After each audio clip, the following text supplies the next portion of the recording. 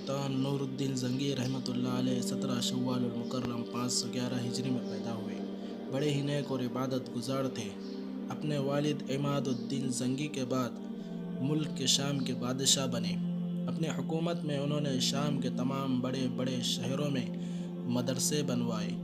علماء اور اہل دین کی بہت تعظیم کرتے تھے۔ صدقات و خیرات بھی خوب کرتے تھے۔ بڑے امانت دار اور قناعت شعار تھے۔ ایک مرتبہ ان کی اہلیہ نے تنگی کی شکایت کی تو انہوں نے اپنی 3 دکانیں جن کی سالانہ آمدنی 20 دینار تھی ان کو خرچ کے لیے دے دی۔ جب بیوی نے اس کو کم سمجھا تو انہوں نے کہا کہ اس کے علاوہ میرے پاس کچھ نہیں ہے اور جو کچھ تم میرے پاس دیکھتی ہو وہ سب مسلمانوں کا ہے۔ میں تو محض ایک خزانچی ہوں۔ میں تمہاری خاطر اس امانت میں خیانت کر کے جہنم میں جانا نہیں چاہتا۔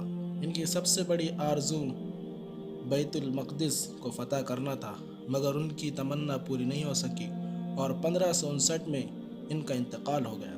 لیکن بیت المقدس کو ان کے سپہ سالار سلطان صلاح الدین ایوبی رحمۃ اللہ علیہ نے 583 ہجری میں فتح کر لیا۔ ابن اسیر لکھتے ہیں کہ خلفائے راشدین اور عمر ابن عبدالعزیز کے بعد نور الدین زنگی رحمۃ اللہ علیہ سے بہتر سیرت اور ان سے زیادہ عادل انسان میری نظر سے نہیں گزرا۔